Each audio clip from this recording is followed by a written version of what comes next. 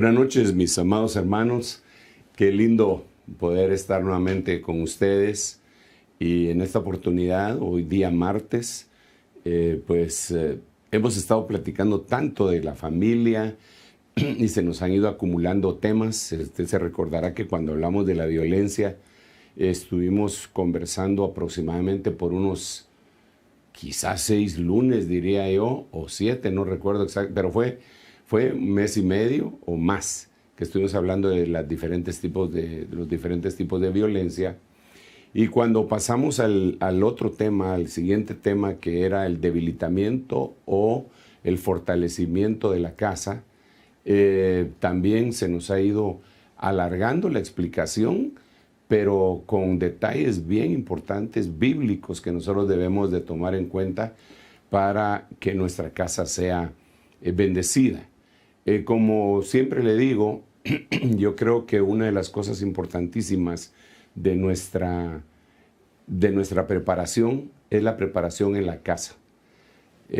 No va a venir la gran tribulación antes de que venga una destrucción de hogares y antes de que venga una restauración de hogares. Por eso es que Malaquías capítulo 4, versículo 6 dice que el Señor va a mandar a su siervo Elías para que él pueda hacer volver el corazón de los padres a los hijos y de los hijos a los padres, ¿verdad? Eso se llama una restauración. Y también lo hemos repetido muchas veces en 1 Tesalonicenses capítulo 4. Es la gran importancia. Así que los detalles que la Biblia nos dé, los debemos de recibir. En esta oportunidad, así como ayer, me honra con su presencia mi esposa. A ella no le gusta mucho figurar en las cámaras, sino que pues trabaja como una madre, como Débora, pero en silencio y sin que la gente la vea. Pero afortunadamente para mí, gracias a Dios, accedió a acompañarme tanto ayer como hoy en este tema familiar. Así que para los que no la conocen, yo creo que muchos la conocen, pero como esto sale a nivel internacional o gente que tal vez no me conoce ni a mí tampoco, a pesar de que predico siempre, le presento a mi esposa. Y no sé si quieres decir algo antes de que continuemos. Sí, buenas noches, hermanos y amigos que nos estén sintonizando. Esperamos en Dios que esta prédica o esta enseñanza que el apóstol va a dar les llegue a su necesidad que tengan en su corazón, en su matrimonio, en su hogar, en su familia. En el nombre de Jesús esperamos que así sea. Amén. Que sea de bendición. Amén. Pues bueno, hemos estado conversando y déjame que te hable a ti, aunque yo sé que tú miras todos los mensajes, ¿verdad? El fortalecimiento de la casa yo creo que es una de la temática más importante que el Señor pueda estar dando en este momento. Sobre todo en esta pandemia, ¿va? Porque encerrados en casa, ahí sí se mira cómo está la cosa, ¿va? Porque para algunos puede ser una prisión domiciliar, ¿va? Gracias a Dios para nosotros no es así, ¿verdad? Pero no venimos a testificar de nosotros, sino que a dar las instrucciones bíblicas para que los hermanos puedan restaurar sus casas.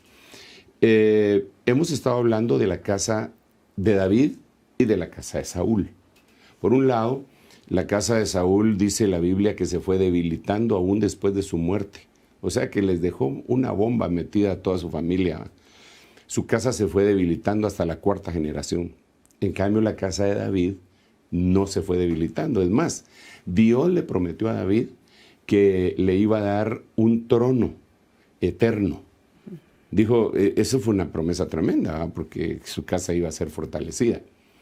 Entonces nosotros como cristianos, como hijos de Dios, lo que queremos es que nuestra casa sea fortalecida, que se rompa todo vínculo de iniquidad, que se desmoronen las cosas que están destruyendo en las casas, ¿verdad? Eso es lo que queremos, pero no solo para nosotros. A nosotros nos pusieron a pastorear gente que puede ser que en algún momento estén metidos en un conflicto y lo que necesitamos es trasladarles a ellos los principios bíblicos. Gracias a Dios, tú y yo tenemos que 46 años de estar juntos. Esos 46 años no podría yo ser un hipócrita y decir que todos han sido años de oro, ¿no? En una época me porté yo muy, muy mal, pero el Señor nos alcanzó y nos empezó a dar los principios para que esto se fortaleciera. Entonces el ejemplo que pusimos es Saúl. Yo quisiera hacer una breve recopilación de estos versículos para aquellos que no los pudieron ver. Hemos estado hablando cómo se debilitó, repito, la casa de Saúl y cómo se fortaleció la casa de David. Es bien importante que para fortalecer algo entendamos qué puede debilitar eso.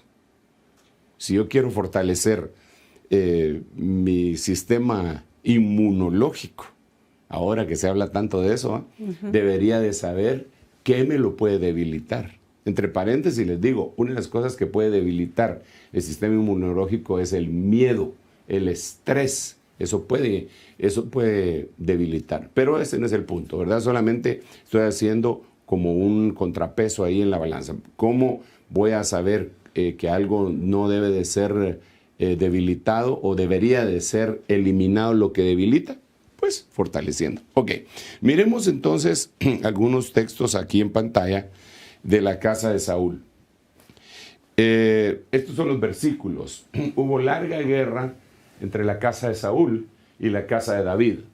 Pero David se iba fortaleciendo mientras que la casa de Saúl se iba debilitando. Noten ustedes eso. Y entonces hemos platicado que los puntos a debilitar pudieron haber sido, esto ya lo platicamos, pero es necesario que lo recordemos, y ahí les estoy poniendo los versículos bíblicos y a la par, esas letritas sería la versión en donde la pueden encontrar. Espíritu lo puse con E minúscula a propósito para hacer ver que es un espíritu humano el que se debilita, según el Salmo 73, 26. Corazón también se puede debilitar, ahí tiene el versículo. La conciencia se puede debilitar o puede ser una conciencia débil, y eso lo puede leer en 1 Corintios 8, 7. La visión, los ojos se le debilitaron a Elí. Entonces la visión se puede debilitar. Cuando a él se le debilitaron sus ojos, es interesante que el día que estaba más débil de sus ojos, se murieron sus 2 hijos. O sea, la visión tiene que ver mucho con la familia. Y si el nieto le pusieron Icabod, que quiere decir sin gloria, porque cuando recibieron la noticia, ustedes se recordarán que la señora, su nuera, dio a luz, ¿verdad? La otra cosa es la comunión, cómo se puede debilitar. Eso lo leímos en Job 4:4. Y por último, en Daniel 5:6 leímos que los lomos también se pueden debilitar. Cuando llegamos a los lomos, nos dimos cuenta que lomos debilitados pueden ser lomos igual a simiente, hasta la 4ª generación. Eso se los comprobé con Hebreos capítulo 7, versículo 1. Entonces, lomos debilitados es igual a generaciones debilitadas. Es indiscutible. Lomos debilitados es igual a generaciones debilitadas. Entonces, ayer vimos que los lomos se pueden debilitar por la carga. Los lomos, ahora, el asunto es el siguiente. Si los lomos son mis generaciones, mis hijos, mis nietos y mis bisnietos, esos serían mis lomos. Entonces yo podría debilitarlos a ellos y con ellos mi familia, mi casa, si les pongo cargas. Ahora, aquí tenemos que parar. Si les pongo cargas humanas, porque todos nosotros tenemos que llevar cargas. Digamos, anoche, tú iniciaste con Mateo 11:28 dándole un consejo a la gente diciendo, venid a mí todos los que estén cargados y trabajados y yo os haré descansar, ¿verdad? Pero los siguientes versículos, los que continúan, 2 más creo, dice, yo os haré descansar, llevad mi yugo sobre vosotros. Pero después dice, en el último versículo dice, porque mi yugo es fácil. Es fácil y llevadero. Y ligera mi carga. Entonces, mis lomos sí tienen que llevar una carga, pero tienen que llevar una carga de Dios. Mis hijos, mis nietos y mis bisnietos tienen que llevar una carga, pero tiene que ser la carga ligera de Dios. Esa la tendríamos que conversar cuál es, ¿verdad? Pero para que mis hijos, mis nietos y mis bisnietos, o los suyos, hermanos amados, puedan llevar esa carga ligera, primero le tenemos que quitar la carga de los hombres, ¿no?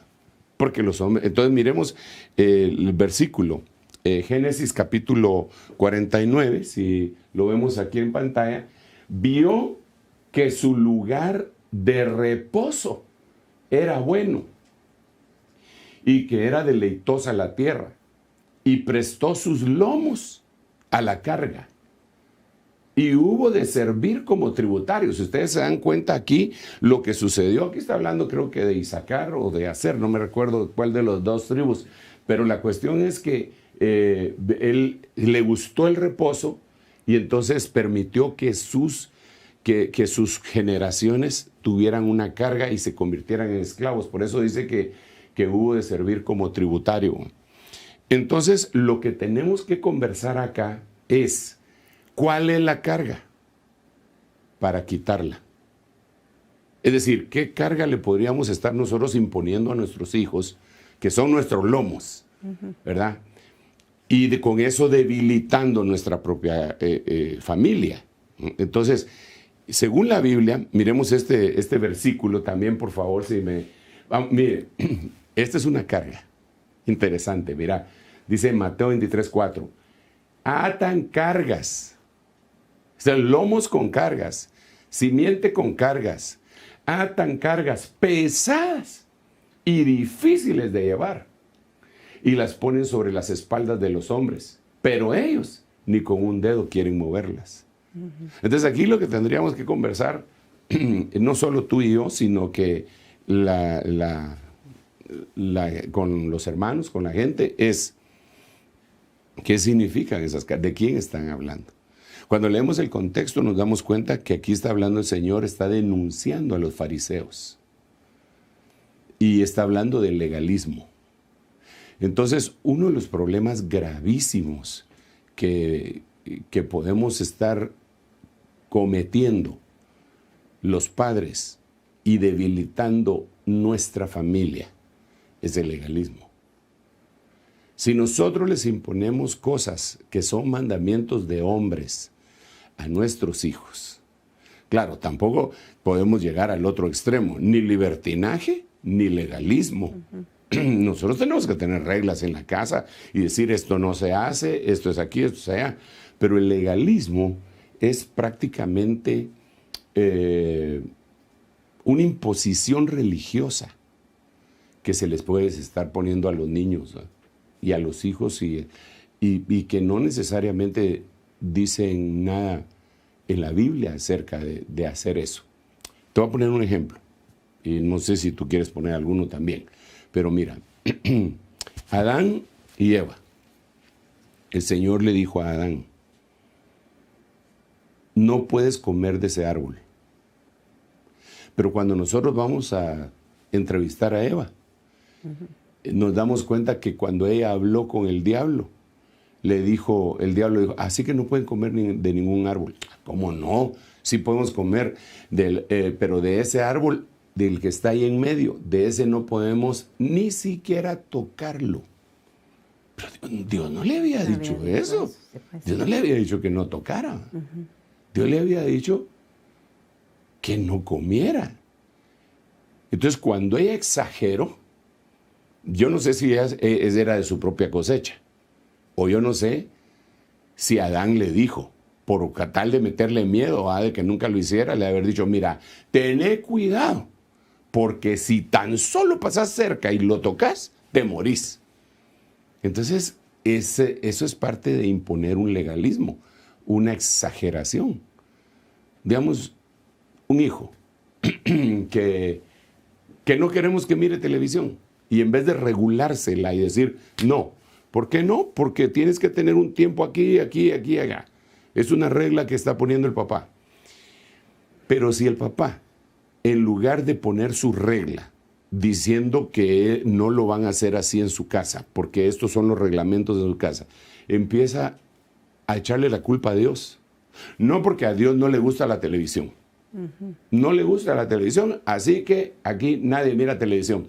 Pero en las noches cuando todos se acostaron, él va y mira televisión. Entonces está imponiéndole una carga a los demás que él ni siquiera se atreve a tocar con un dedo. Entonces eso va a debilitar a sus hijos. Porque un día sus hijos se van a dar cuenta. Un día ellos van a conversar con otro su amigo que también tiene un papá que es cristiano y que es libertino y se va a dar cuenta que no pasa nada malo según él y entonces lo perdimos. Se debilita la casa. Y así con otro montón de cosas, de legalismos, ¿verdad? Que nosotros vemos que sí se imponen en iglesias. Entonces, yo diría que aquí tendríamos que tener un equilibrio.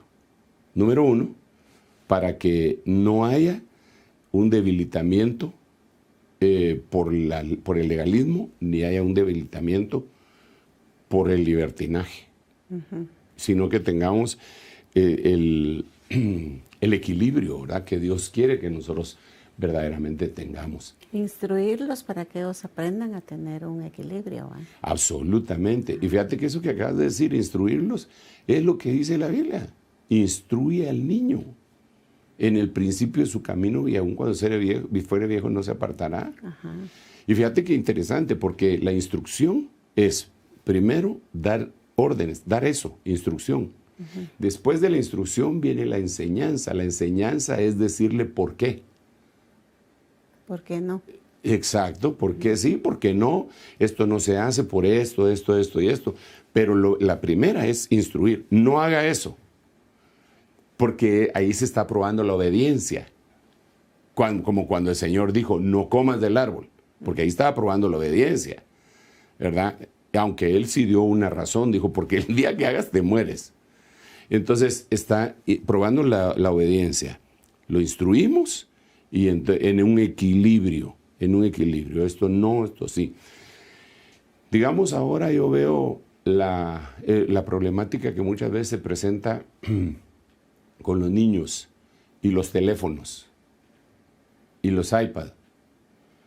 Y eso se da de alguna manera como un libertinaje sin darles una restricción. Fíjate que vi un video, no sé si, no, creo que no te lo he enseñado, vi un video de una que tomó alguien en un avión, que le quitaron a la niña, era una niña ya como de unos 10 años, le quitaron porque iban a despegar y entonces las instrucciones es nadie puede usar teléfono, nadie puede utilizar nada mientras el avión despega. Entonces se lo quitaron. ¡Hala! Impresionante. Le pegaba a la mamá, así un montón de cosas, pero ¿por qué? Porque de plano que tiene 10 años de tener una adicción a eso, ¿verdad? Entonces creo que se deben de prohibir algunas cosas, pero no hay que echarle la culpa a Dios, hay que poner reglamentos y cuando las cosas ya tenga uno que mencionar, no, esto no le gusta a Dios por esto, esto y esto, eso sí lo debe de hacer uno. Pero el legalismo es complicado y es una carga que uno le puede estar imponiendo a sus hijos. Papá, ¿puedo salir en bicicleta? No, porque a Dios no le gusta eso, pero ¿de dónde va a sacar eso? Entonces, sigamos. Tenemos entonces una carga de legalismo aquí. Miremos otro versículo. Y este es otro tipo de carga, mira. Dice 2 Timoteo 3:6, porque entre ellos están los que se meten en las casas. Ahí está hablando de otros tipos, ¿verdad? Pero lo interesante es, y llevan cautivas a las mujercillas cargadas de pecados, llevadas por diversas pasiones. Entonces, aquí vemos otro tipo de carga, y es la carga del pecado. ¡Wow! ¡Qué impresionante! Porque si nosotros como padres tenemos nuestros lomos cargados de pecado, se lo vamos a trasladar a nuestros hijos. Un ejemplo de esto pues, lo podríamos ver en Acán. Si tú te recuerdas, Acán era aquel hombre que se robó, por decirlo así, el lingote de oro, el manto babilónico, un ciclo de plata, lo escondió en su tienda, y entonces él cometió un pecado, pero afectó sus lomos. En el entendido estamos hablando, miren, estamos hablando de lomos, es como dijera su simiente. Y entonces afectó sus lomos porque no lo mataron a él solamente. Afectó a toda su familia. Claro, si a todos los mataron. Ajá. Pero mataron, ¿y qué culpa tenían sus hijos? Bueno, estas sirvientes también, ¿verdad? ¿Todos? Ahí se llevó a todos. Es impresionante, y alguien dirá, pero ¿y qué culpa tenían ellos? Ajá. Pues eso es lo que estamos tratando de enfatizar, sí que nosotros deberíamos de incluso tratarnos de cuidar, aunque sea por nuestros hijos. Si tanto decimos que los amamos, deberíamos cada vez que vamos a tropezar o vamos a tener un pecado, deberíamos de recordarnos, esto le puede afectar a mi hijo, esto le puede afectar a mi hija, mejor no lo hago, porque tenemos libre albedrío, ¿verdad? Entonces, lomos cargados de pecado es la gente que no piensa también en su simiente, de que su pecado puede afectar a su simiente. Pongamos ejemplos así básicos, por decirlo de esta manera. Una mujer que está embarazada. Y esa mujer que está embarazada tiene un pequeño problema. Y el pequeño problema es de que es una fumadora. Entonces, ella fuma, pero va a afectar a su bebé. Pero no le importa. Uh-huh. Ella incluso hasta se puede esconder, escabullir, escapar para ir a echarse su cigarro y nadie la puede estar viendo, pero está afectando a su hijo. Y alguien dirá, ¿y qué culpa tiene el hijo? Claro, ¿qué culpa tiene el hijo? Pero lo afectó. No le puede echar la culpa a Dios por eso. No, pues. Ella fue, pero actuó con insensatez. Al hacer eso afectó a su hijo. O si bebe o es drogadicto, está afectando a su hijo. Está afectando a su hijo. Porque si cualquier cosa de esas pasa la barrera placentaria y entonces va a fastidiar. Entonces, deberíamos nosotros de pensar en nuestros hijos para decir, esto no lo tengo que hacer, los puede afectar a ellos. Fíjate que hay un rey que le dijeron, va a haber una destrucción y va a ser esto y aquello y lo otro. Y entonces le dijeron, pero no va a ser en tus días, sino que en los de tus hijos. ¿Y sabes qué dijo él? Dijo, bueno, si tanto no sea en mi tiempo, excelente, la palabra es buena. Como quien dice, el que viene de atrás, que arree. Como quien dice, que hay que miren mis hijos cómo salen ellos, ¿verdad? Entonces, eso lo debemos de anular. Miremos otro versículo, porque vamos a tener que llegar al punto central de todo esto en algún momento. Mateo 26, 43. Y vino otra vez y los halló durmiendo porque sus ojos estaban cargados de sueño. Cuando vemos el contexto de este versículo, dice que estaban cargados de sueño porque había una tristeza bien profunda. En el contexto, si los hermanos lo pueden ver en sus Biblias, en su casa, más adelante, porque ahorita pues estamos conversando de esto, dice que había una carga de sueño. Pero mira, carga de sueño puede ser que no dormí bien y uno siente la carga en los ojos, ¿verdad? Uh-huh. Y las grandes ojeronas y toda la cosa. Uno tiene algún estrés, lo que sea. Pero ahí dice que esto era por una tristeza que ellos tenían. Era un espíritu de tristeza. Entonces trasladémoslo a nuestra casa. ¡Qué tremendo! Nuestros hijos pueden ser afectados por nuestra tristeza. Y la gente puede estar acariciando su propia tristeza. Incluso ayer me parece que hablamos de los lomos con luto que tenía el papá de José, porque como le dijeron que su hijo se había muerto, entonces dice que él dijo, no, yo voy a llegar hasta mi tumba con tristeza. Eso afectó a los hijos.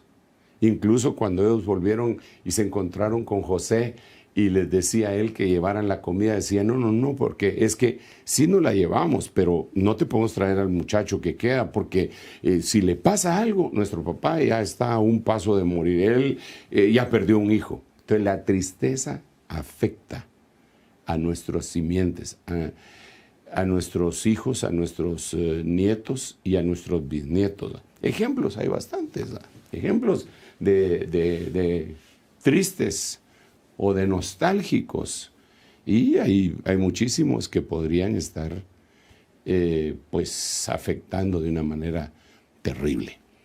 No sé si tienes algún ejemplo tú, y si lo tienes me dices, yo tengo un ejemplo. Pero digamos acá. Es que la tristeza es un espíritu, ¿va? Que no viene de Dios. Y entonces se ministra eso a la casa. Y lo perciben los hijos, y si los nietos también están ahí en la misma casa, también lo perciben, ¿verdad?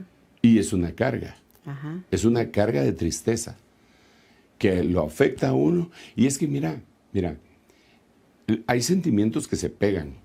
La alegría se pega. Uh-huh. Cuando uno mira a alguien que entra alegre ahí y entra cantando y toda la cosa, entonces como que se contagia. La risa se contagia. Uh-huh. Incluso hay videos en donde alguien se pone a reír, pues solo por hacer un experimento social, empieza y empieza a reírse en un bus. Y la gente lo empieza a ver raro, y de repente se empiezan a reír y se empiezan a reír y se empiezan a reír. Y al ratito todo el mundo está riendo. De la misma manera se contagia, digamos, llorar se contagia. Cuando una persona está hablando, ministrando a otros y se pone a llorar, puede tocar el alma de la gente. Eso se llama manipulación del alma. Pero la tristeza, sin manipulación del alma, pero la tristeza, metida constantemente en un hogar y recordándole a los hijos, y es que lo que nos ha pasado, y refunfuñando y nunca hay una sonrisa ni nada, eso también se contagia y se le traslada a los hijos. Entonces el debilitamiento de la casa puede ser una carga de tristeza. Imagínate cómo estará mucha gente en este momento. Sí. Porque perdieron, qué sé yo, perdieron... seres queridos cercanos y ni siquiera los pudieron enterrar, según dicen, ¿verdad? ¿Te imaginas eso? Eso debe ser espantoso. La incertidumbre. Entre paréntesis, eso de veras ha sido terrible, que ni siquiera les han entregado los cuerpos a algunos para que puedan llevarlos, o lo que vimos en los videos que sucedió en algunos países de Sudamérica, que yo no sé hasta qué punto sea cierto, que los que morían de esa enfermedad los dejaban tirados en la calle o los quemaban. Alguien pasaba echando. Eso puede ocasionar una tristeza tremenda y que puede trasladarse a los hijos. Yo no estoy diciendo que conste que no tenemos derecho a estar tristes. No es eso lo que yo estoy diciendo. Porque Jesús dijo, y Jesús, mira quién sí, eso te iba a decir. Él dijo, ajá, mi alma está triste hasta la muerte. Imagínate que esa era una depresión. Mi alma está triste hasta la muerte, era una depresión tremenda. Y Pablo... ¿Y cómo se puede interpretar de que el Señor, siendo Jesús, siendo Dios, tuvo ese sentimiento de tristeza? Porque Él se hizo semejante a nosotros en todo, dice la Biblia, pero sin pecado. Entonces Él tuvo todos los sentimientos, pero los manejó. Digamos, Él tuvo ira cuando azotó a aquellos cambistas. Él se rió, se regocijó. Hijo, te alabo, Padre, porque escondiste estas cosas de los sabios y de los entendidos, se la diste a estos pequeñitos, ¿verdad? Él se entristeció, él lloró, vio a Jerusalén, que matas a los profetas, lloró ante la tumba de Lázaro. Entonces, en él estuvo la expresión de todos los sentimientos. Él nos comprende, pero permanecer, acariciar un sentimiento de tristeza.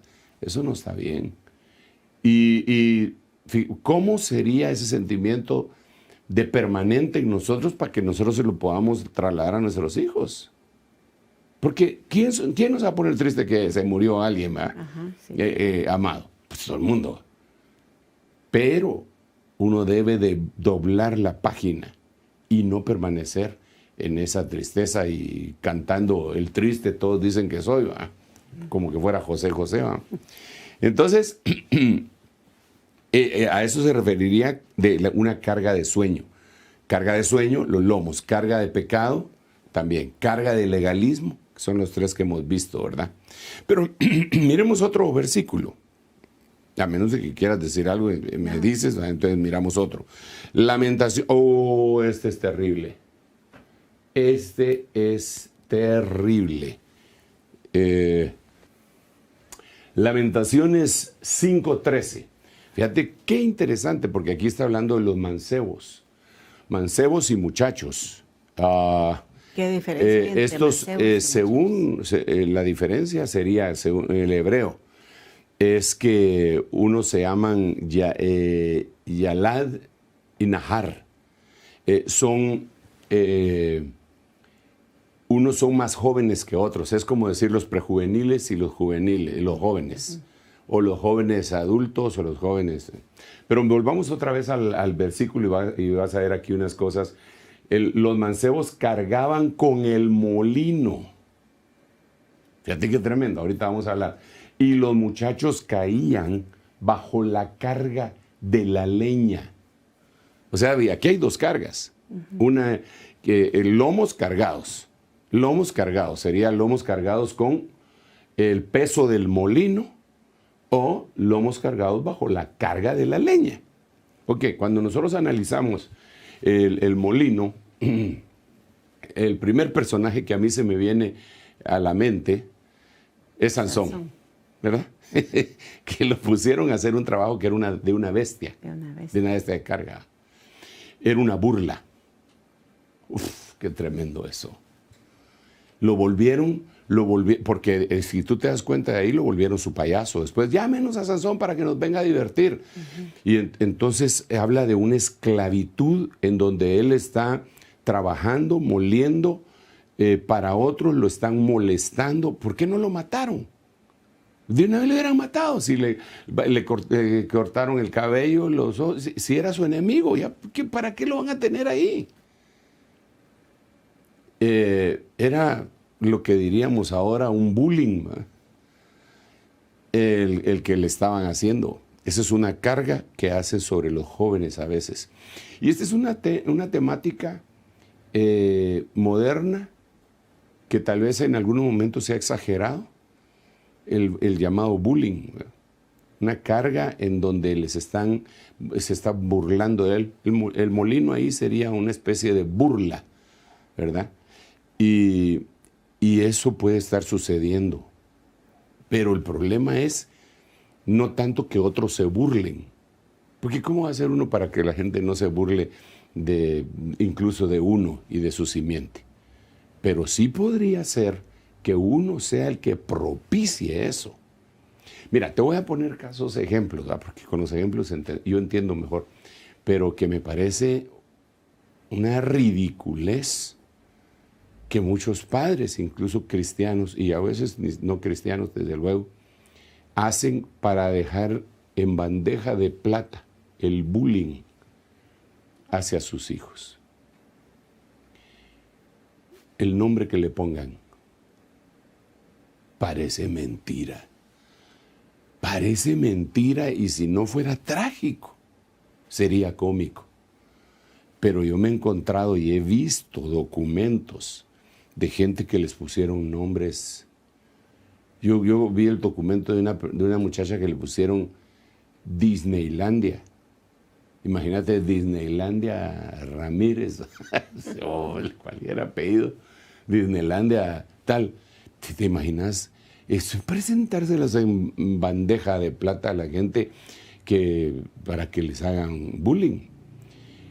Pero los amarran a una esclavitud. Ahorita que agarré lo de los nombres, ¿por qué le pusieron ese nombre a su hijo? Es que lo que pasa es que su papá era simpatizante del movimiento comunista, le puso Lenin, le puso Marx al muchachito. Porque uno puede marcar a sus hijos, incluso uno puede debilitarlos o uno puede fortalecerlos. ¿Por qué le puso de ser? Es que era un personaje que salió en una telenovela que ella miraba y entonces le puso Albertico Limonta, porque era el derecho de nacer. Ese ya no lo vieron aquí los hermanos que nos... Sí, ese lo vimos solo los que nacimos el siglo pasado. Pero mira, les ponen en bandeja de plata un bullying. ¡Oh! Ellos mismos le hacen bullying en su casa. Yo he conocido padres que se burlan de sus hijos. A mí me parece que no debería ser correcto, ¿ve? Pues burlarse de sus propios hijos. ¿Por qué?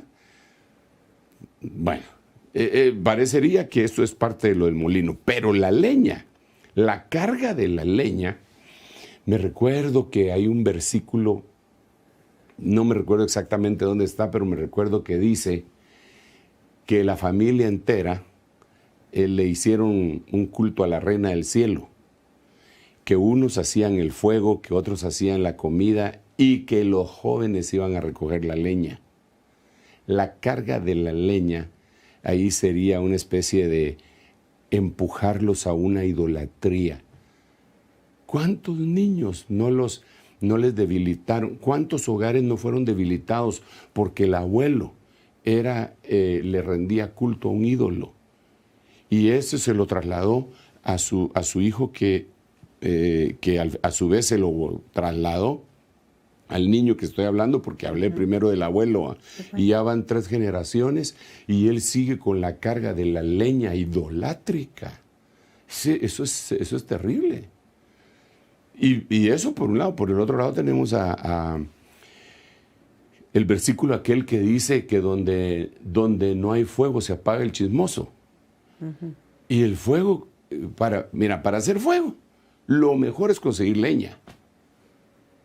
Eso es lo mejor. Entonces la carga de la leña tiene que ver con idolatría, la carga de la leña tiene que ver con el chisme, y como el fuego no solamente tiene que ver con el chisme también, ¿verdad? La carga de la leña tiene que ver con el área sexual, ¿verdad? Porque dice que si el hombre, dice, caminará el hombre sobre carbones encendidos sin que se queme, o tomará fuego en el seno sin que se queme. Entonces está hablando, y cuando vemos el contexto, está hablando de sexo. Entonces, eso le puede trasladar uno a sus hijos. Por eso yo decía que nosotros deberíamos de pensar en nuestros lomos antes de pecar, porque se lo vamos a trasladar a otro que es completamente inocente, hombre.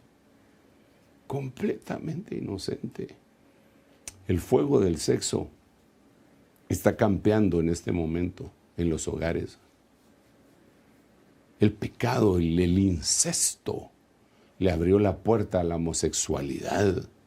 Terrible. Sigamos. Como hoy me faltan unos minutitos todavía para poder ya ir cerrando esta participación, esta continuación del tema que ayer empezamos. Miremos, con este finalizo la carga y ya empezamos con otra cuestión dentro de la misma temática que venimos hablando, desde luego. Lucas 21:34, versión textual, 3ª edición. Interesante, ¿va? Como dice acá, mirad pues por vosotros mismos, no sea que vuestros corazones se carguen. Estamos hablando de los lomos con carga. Se carguen. ¿Con qué? Con glotonería, con embriaguez y con los afanes de esta vida. O sea, 3 cargas. Aquí hay 3 cargas. Primero, glotonería. Segundo, embriaguez. Y tercero, afanes de esta vida.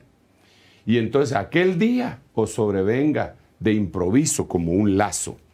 Ahora, lo impresionante de esto, para mí, y creo que debería ser para todos, es que entonces nosotros podríamos, la glotonería, todos nos circunscribimos a la comida, ¿va? Cómo es de glotón ese, ¿va? Pero realmente la palabra de donde viene este término de glotonería es alguien que no tiene freno, es alguien que no tiene dominio propio.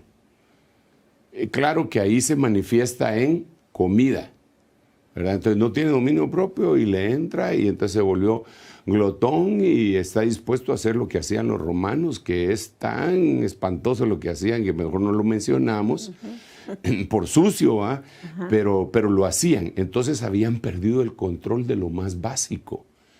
Es alguien que se cargó con situaciones de las que no tienen control. Eso debe ser eliminado. Pero la otra cuestión es embriaguez. Dice que se cargaron con glotonería, lomos cargados con glotonería, lomos cargados con embriaguez. Y cuando leemos nosotros la Biblia, nos damos cuenta que la gente se puede embriagar de muchas cosas. No, la gente, si lo vemos superficialmente, podríamos pensar, un bolo, un borracho. Pero no es así.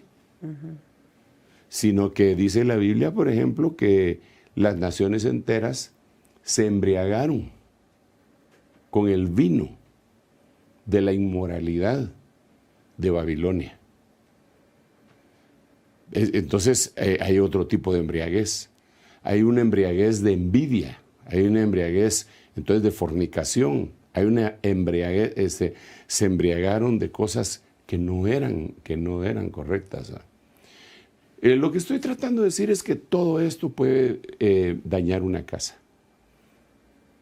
Es decir, la gente podría preguntarse, ¿por qué se destruyó mi casa? Y echarle la culpa a la contraparte, ¿va?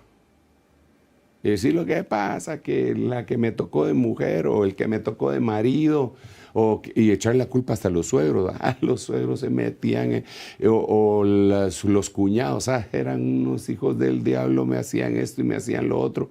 Y está bien, eso puede ser una de las cosas. Pero lo que tendríamos que hacer es hacer un autodiagnóstico.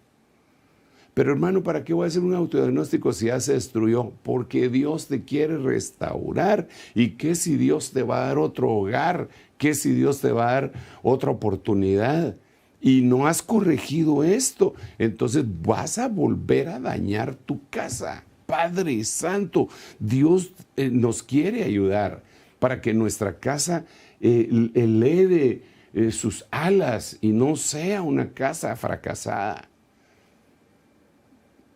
Mira, cuando hablo de esta casa me refiero, ayer decía que los angloparlantes le dicen a este tipo de casa, le dicen household. Se refieren no a una casa, a un edificio, ni a un matrimonio, sino que a una familia con sus generaciones. Sí, pues. Entonces, nosotros le podríamos decir un apellido, pues.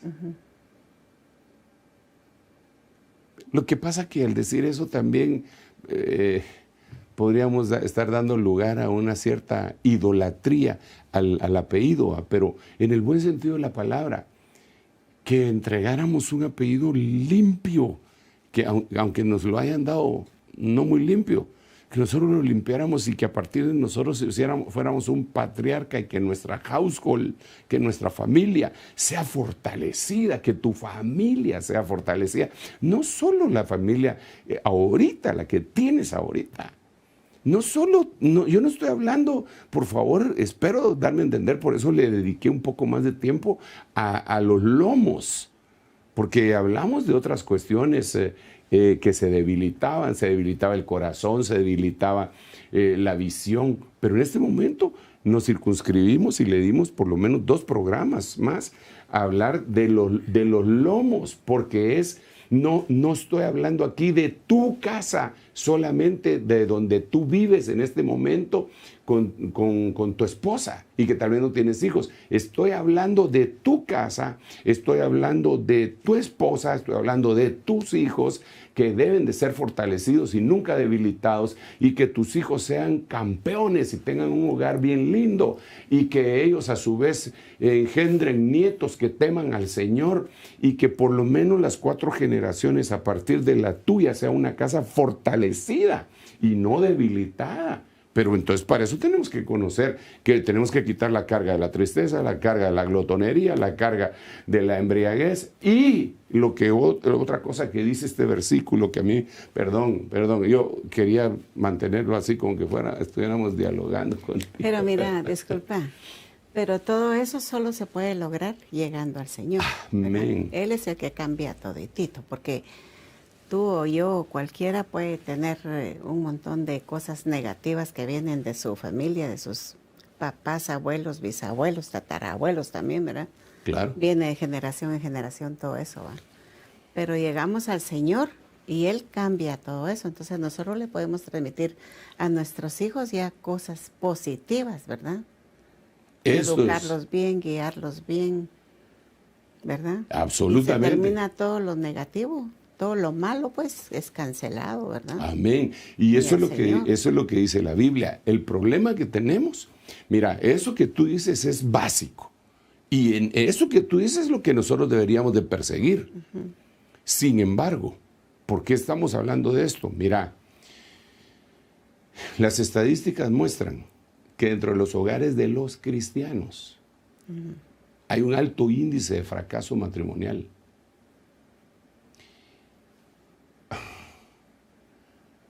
Las estadísticas muestran que muchos hijos de cristianos están en la cárcel por haber delinquido. Entonces el asunto es, lo que tú dices es básico y yo me agarro de eso, yo lo recibo en el nombre de Jesús y eso lo ministro. Pero entonces, ¿qué pasó con aquellos que aceptaron a Cristo y después de 5 años de estar en Cristo y se casaron?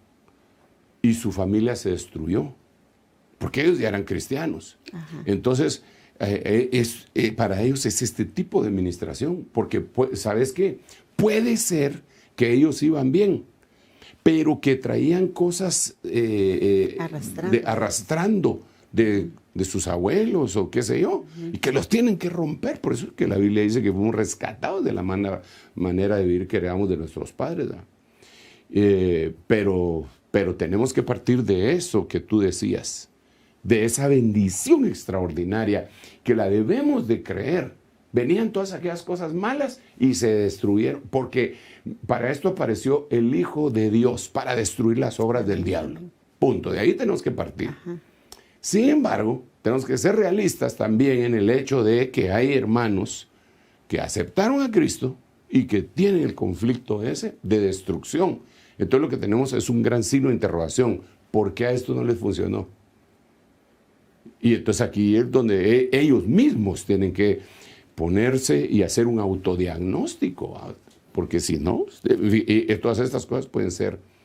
Fíjate que este versículo, si lo volvemos a poner en la pantalla, sería muy bueno que chequeáramos. El tiempo se nos está terminando para este mensaje, pero es importante que lo analicemos. Mire cómo dice: que se carguen con glotonería, embriaguez y afanes de esta vida. Ajá. Entonces, mira,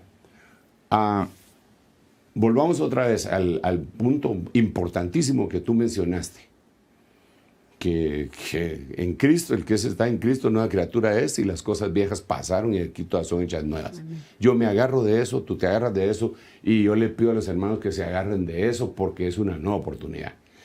Pero en el caso de que me estén oyendo hermanos que son cristianos y que su hogar se ha desbaratado,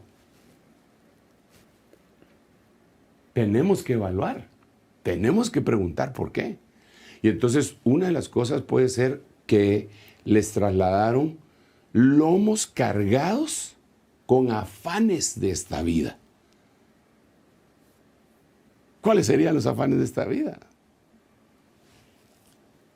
¿Cuáles se te ocurren a ti? Afanes. Afanes, querer tener más de lo que se tiene. ¿Verdad? Ya está cómodo, pues, pero él quiere más y más y más, y es un afán.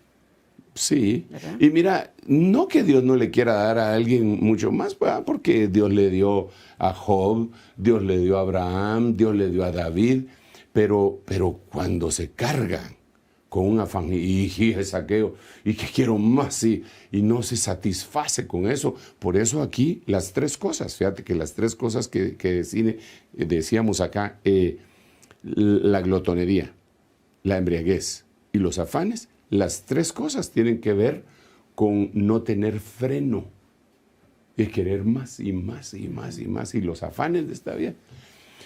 El amor al dinero va que ser la raíz de sí. todos los males, porque sí, esos tres personajes que mencionaste, Abraham, él no le pidió riquezas a Dios, ¿verdad? No. Él hasta, Dios le sobreabundó en gran manera, y cuando Lot le dice, no, ándate, va, escoge tú. Claro. No le dice, yo voy a quedar con los mejores campos, no. Le dice a Lot, Sí. tú escoge, va. Y Lot escogió lo mejor, va.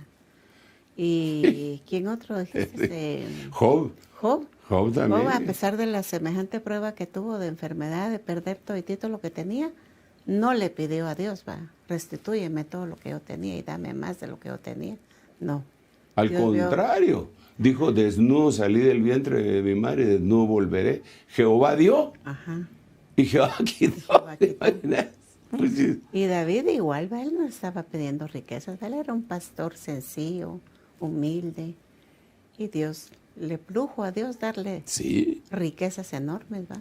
Y mira, en el caso de David, con el que tú mencionas, ¿te imaginas que cuando ya está en los últimos días, dijo, pues yo ya preparé todo para la casa de Dios, pero aparte de eso, porque mi corazón está en la casa del Señor, yo voy a dar de mi tesoro particular, y sacó el montón de dinero. La vez pasada hicimos el cálculo acá, cuánto era lo que había dado de Millones dinero. había. Era una cantidad impresionante de dinero, miles de millones. Entonces, ellos no estaban siguiendo eso, pero cuando alguien se afana, es porque eso va a dañar a sus hijos. Mira, llamemos a aquellos que son, que el término, híjole, yo voy con el tiempo, Señor Jesús, bueno, pero el término aquel que utilizan, que se le dicen workaholic, trabajólicos, que solo en el trabajo por los afanes y no miran a sus hijos. Por eso yo creo que esta pandemia también de alguna manera fue una bendición, ¿verdad? Porque ahora sí tienen que ver a sus hijos, ¿verdad? Tienen que, pues, deleitarse con ellos, ¿verdad? Bueno, mire, aquí hay, hay otra carga. La última que vamos a ver si la ponemos ahí. Por lo menos para terminar, lomos cargados, ¿verdad? Proverbios 28, 17, el hombre cargado con culpa de sangre humana, fugitivo será hasta la muerte, que nadie lo apoye. Y entonces yo quisiera leer también de una vez otro versículo, pero por favor pongan atención a este, el hombre cargado con culpa de sangre humana. Repito, el hombre cargado con culpa de sangre humana, el que mató, el que derramó sangre. Pero miremoslo junto con este versículo. Puse yo debilitados los lomos por la violencia. Miren lo que dice esta versión, es la 1909 antigua. Pues ya sabes tú lo que me ha hecho Joab, hijo de Sarvia. Aquí está hablando David, ¿no? Lo que hizo a dos generales del ejército de Israel, a Abner, hijo de Ner, y a Amasa, hijo de Jeter, los cuales él mató derramando en tiempo de paz sangre de guerra, o sea, cobardemente. Ajá. Cobardemente, porque si hubiera sido en la guerra hubiera sido otra cosa, pero aquí en tiempo de paz derramó sangre de guerra y poniendo la sangre de guerra en su talabarte que tenía sobre sus lomos. O sea que puso sangre sobre sus lomos. cargó sus lomos con sangre. Por eso dije que leyéramos el versículo anterior, que lo voy a poner acá. Dice, el hombre cargado con culpa de sangre. El hombre cargado con culpa de sangre. Joab era un hombre cargado con culpa de sangre. Y entonces dice que, y en sus zapatos que tenía en sus pies. Ahora, la maldición que vino sobre él al derramar sangre, wow, es tremenda. Y con engaño, porque sí, él era inocente, parece. Sí. Lo abraza y en el abrazo aprovecha para meterle la daga al puñal. Sí. No, y era una traición tremenda. No era, él había llegado a paz, el rey lo había recibido. Bueno, en el caso de Abner, ¿verdad? El caso de Amasa también, sí, fue terrible. En el caso de Amasa fue terrible. A los dos lo hizo con traición, ¿verdad? Pero lo que pasa que David dijo que no haya en su familia. Estamos hablando de la familia. Ajá. ¿Qué fue lo que él hizo? Dice, que no falte en su familia ningún leproso. Que no falte en su familia ninguno que tenga enfermedades venéreas. Que no haya en su familia falta de ninguno que muera en su juventud. Que todos mueran en su juventud. Y otra cosa, y que siempre haya en su familia quien tenga que apoyarse en un bastón para poder caminar. 4 maldiciones le echó David por eso, pero en su familia. ¿Y qué culpa tenía la familia? Pues sí. Entonces aquí, ese es un consejo que nosotros deberíamos de tomar, porque miren hermanos, el propósito de veras es bendecir las casas, hombre. Entonces, ¿no será que tenemos que hacer una especie de refresh en nuestros pensamientos? De cómo fueron nuestros padres. A ver, si te está yendo bien, no hay problema. Si te está yendo bien, no hay problema. Porque quiere decir que eso ya se anuló, como tú decías, ¿verdad? Llegaste a Cristo y se anuló. Pero si no se anuló porque X o Y razón, tienes que recibir ministración. Entonces tendríamos que ver, ¿no será que un ancestro mío derramó sangre de guerra en tiempo de paz? Y por eso, cuando empezamos con todo de los lomos, yo le puse Hebreos capítulo 7, versículo 1 a los hermanos. Es más, creo que lo tengo aquí en la pizarra. Sí, aquí lo tengo en la pizarra. Si podemos poner la pizarra, no sé. Mira, ahí lo puse. Abraham. Lo puse Abraham es la primera generación. Isaac vendría a ser la segunda generación. Jacob, la tercera. Y Leví, la cuarta. Abraham diezmó. Y dice Hebreos, capítulo 7, versículo 1, que el diezmo que dio Abraham se lo contaron a Leví, porque él estaba en sus lomos. Entonces aquí sería, ok, entonces ahora miremos Joab. Por favor, en algún momentito pensemos a Joab en lugar de Abraham, aquí, Joab. Y sus hijos, aquí, hijo de Joab. Aquí, nieto de Joab. Aquí, bisnieto de Joab. Entonces, derramó sangre y se la contaron a este. Pero no solo a este, se lo pudieron haber contado al hijo o al nieto. Ahora pongamos que me esté oyendo alguien que quizá es nieto de alguien que derramó sangre.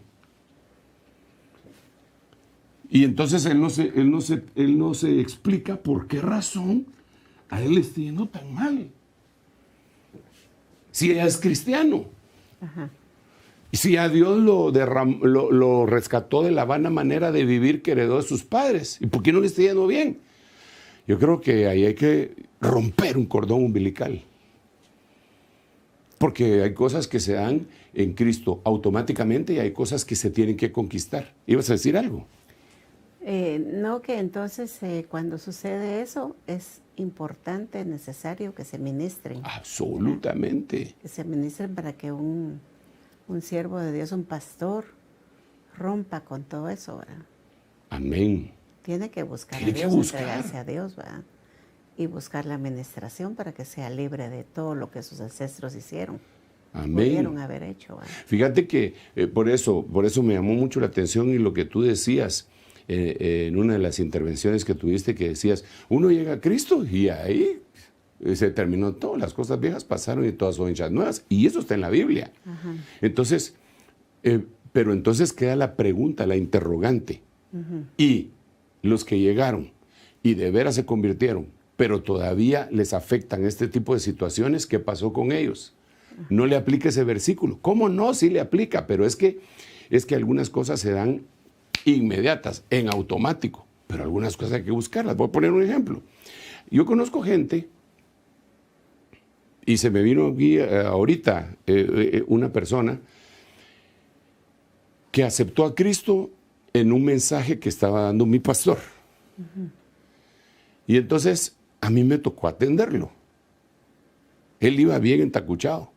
Entonces yo lo llevé aparte junto con otros que habían aceptado y les expliqué, ok, ustedes ahorita, todo esto, ya pasó esto, ya hizo aquello, ahora el paso que continúa es bautizarse en agua. Y en la iglesia primitiva lo que hacían no esperaban el próximo sábado, el próximo día de cuando haya buen sol, no. Era bautizándose, creyendo y bautizándose. Entonces él estaba entacuchado, me dijo, yo me quiero bautizar. Perfecto, le voy a conseguir una bata y toalla. No, me dijo, así como estoy me quiero bautizar. ¿Pero por qué? Le digo, se va a ir mojado a su casa, por lo menos quítese los zapatos. No, con todo pero pues, aunque sea sus documentos, denos para que no se le va, así como estoy. Así me dijo. Mire, me dijo, cuando yo iba a una fiesta, me arreglaba. Hoy acepté a Cristo y para mí es una fiesta. Y el bautismo es una fiesta. Así que así me quiero meter. Ni la corbata se quiso quitar. Ni los zapatos. Y era de noche. Era una noche de octubre, me acuerdo yo. De frío. De las lunas, la de octubre. Bueno, eso ya es San Pedro Infante el que la canta. Pero entonces, fíjate que, bueno, lo metimos al agua. Cuando salió del agua, salió hablando en lenguas. O sea, aceptó a Cristo. Lo bautizamos en agua. Cuando salió del agua, fue bautizado con el Espíritu Santo. Y entonces, cuando que se había terminado el culto, ya estaba yendo la gente. Entonces pasó un hermano que era profeta, que ya iba para su casa, a buscar su carro para irse a su casa. Y entonces, y se quedó ahí, guanaqueando, dirían los muchachos, ¿verdad? A ver qué había pasado, y él se dio cuenta. Y cuando estaba ahí, recibió una profecía para él. Y empieza a profetizarle. Así te dice el Señor. Y le lanzó la profecía. Entonces, yo pongo este ejemplo. El mismo día aceptó a Cristo. El mismo día se bautizó. El mismo día recibió el bautismo con el Espíritu Santo. Y el mismo día recibió una profecía.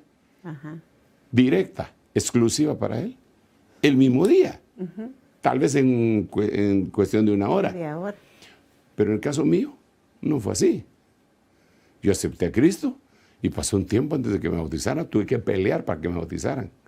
Y después le tuve que suplicar al Señor para que me bautizara con el Espíritu Santo. Después vinieron profecías directas, pero en un periodo largo de tiempo. Ok, entonces ahora miremos. El que esté en Cristo, nueva criatura es. Las cosas viejas pasaron y aquí todas son hechas nuevas. Entonces hay gente que, ¡pau!, se le quita de una. Se le quita eso. ¿Se quitó? Y puede vivir su vida, pero hay otros que no. Hay otros que el periodo ese es más largo y tienen que avanzar hasta que se lo quiten, ¿verdad? Entonces yo le digo a usted, mi hermano y mi hermana, para finalizar, porque sí nos avanzó el tiempo, Padre Santo, hoy sí nos extralimitamos, pero no importa. Es un día atípico, incluso estoy aquí con una invitada muy especial. Entonces, mire, Dios quiere que su hogar sea feliz. Dios quiere que cuando usted llegue a su casa pueda sentirse delicioso ahí, deliciosa en ese ambiente, que sea un oasis. Y si no ha sucedido, Dios quiere eso. Entonces, que el propósito nuestro al venir aquí para ministrarle es decirle que tu casa sea fortalecida, que Jehová te bendiga y te guarde, que el Señor haga resplandecer su rostro sobre ti, tenga de ti misericordia, que el Señor levante su presencia sobre tu cabeza y sobre toda tu casa y te dé paz. En el nombre de Jesús te ministro eso. Recibe esa bendición. Déjame hacer una brevísima oración porque nos hemos tardado ya un poquito, pero Padre, en el nombre de Jesús, yo ministro de la paz tuya que nos dijiste que debíamos de ministrar. En el nombre poderoso de tu Hijo amado, bendice a tu pueblo, bendice a tus hijos, bendice sus casas, por favor, bendice sus familias, bendice, Señor, bendice a sus hijos, a sus nietos, a sus bisnietos, en el nombre de Jesús. Dale la provisión, no solo la material, pero también la material, Señor, que nunca les haga falta nada, que se cumpla en ellos ese versículo que tú dejaste en tu palabra. Joven fui, envejecido, no he visto justo desamparado ni su simiente que mendigue pan. Que esa bendición sea llevada hacia todos estos hermanos que en este momento están escuchando y están siendo ministrados, pero también, Señor, la provisión de tranquilidad, la provisión de amor, la provisión de comprensión, de amor, de cariño que puede haber y debe de haber en un hogar, en el nombre de Jesús para ellos. Gracias, Padre, gracias, Hijo, y gracias, Espíritu Santo. Amén, amén y amén. Gloria a Dios.